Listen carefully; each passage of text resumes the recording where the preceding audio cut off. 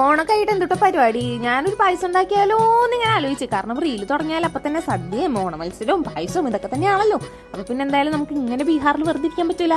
അപ്പൊ എന്തെങ്കിലും മേലെണെങ്കിൽ ചെയ്യാന്ന് കരുതിയിട്ട് ഞാൻ പായസത്തിന് വേണ്ട സാധനങ്ങൾ ബ്ലിങ്കിറ്റ് ത്രൂ ഓർഡർ ചെയ്തു. നമ്മുടെ നാട്ടിലത്തെ പപ്പടം ഇവിടെ കിട്ടൂല, അതുകൊണ്ട് ഞാൻ ദീർഘവീക്ഷണം നടത്തിയിട്ട് നാട്ടിൽ നിന്ന് വന്നപ്പോ തന്നെ ആ പപ്പടം കൊണ്ടുവന്നായിരുന്നു. ഇല്ലാന്നുണ്ടെങ്കിൽ പപ്പടം ഇല്ലാണ്ട് എങ്ങനെ പായസം ഇറക്കാൻ പറ്റും? പിന്നെ ഇതൊരു ഹോസ്റ്റൽ സെറ്റപ്പ് ആയതുകൊണ്ടും ഇത് നോർത്ത് ഇന്ത്യ ആയതുകൊണ്ടും സൗത്ത് ഇന്ത്യയിലെ സാധനങ്ങൾ കറക്റ്റായിട്ട് കിട്ടാത്തതുകൊണ്ടും അത്യാവശ്യം തിരക്കേടില്ലാത്ത രീതിക്ക് കിട്ടുന്ന സാധനങ്ങൾ മാത്രം യൂസ് ചെയ്തിട്ടുള്ള ഒരു സേമിയ പായസമാണ് ഇന്നത്തെ നമ്മുടെ മൈൻഡിലുള്ളത്. The process is very simple. ആദ്യം തന്നെ 2 പാക്കറ്റ് പാൽ പൊട്ടിച്ച് വയ്ക്കുക. അതിനുശേഷം കുറച്ച് വെള്ളം ഒഴിക്കുക. പിന്നെ പഞ്ചസാരയിട്ട് നല്ലോണം മിക്സ് ചെയ്യുക. പിന്നെ പാല് തിളച്ച് വരുമ്പോൾ നമ്മൾ സേമിയോ നേരത്തെ വറുത്തതാണ് വാങ്ങിച്ചേക്കുന്നത്, അതുകൊണ്ട് അതും ഇടാം. ശേഷം മിൽക്ക് മെയ്ഡും ഒഴിക്കുക. അതിൽ കണ്ടൻസ് മിൽക്കും കൂടെ ഒഴിക്കുക. അതിന് നല്ലോണം കുറുകി വരുമ്പോൾ അതിനകത്തോട്ട് നെയ്യും കൂടെ ഒഴിച്ച് സംഭവം സെറ്റാക്കി എടുക്കുക.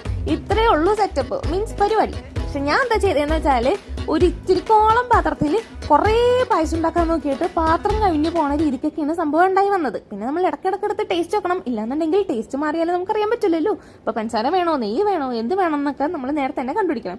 പിന്നെ വീട്ടിലുള്ളവരാണെന്നുണ്ടെങ്കിൽ ഏലക്ക ഇടാം, അതുപോലെ തന്നെ കാഷ്നട്ടും കിസ്മിസ് ഒക്കെ വറുത്തിടാം. അങ്ങനെയാണെങ്കിൽ ടേസ്റ്റ് കൂടും. പിന്നെ എന്നെ പോലെ നോർത്ത് ഇന്ത്യയിലുള്ളവരാണെന്നുണ്ടെങ്കിൽ ഇതുപോലെ തട്ടിക്കൂട്ടി ഒരു പായസം ഉണ്ടാക്കി കുടിക്കാം. പിന്നെ ബാക്കിയുള്ളത് ഞാൻ ഫ്രണ്ട്സിനോട് കണ്ട്. അപ്പൊ എല്ലാവർക്കും ഹാപ്പി ആവണം.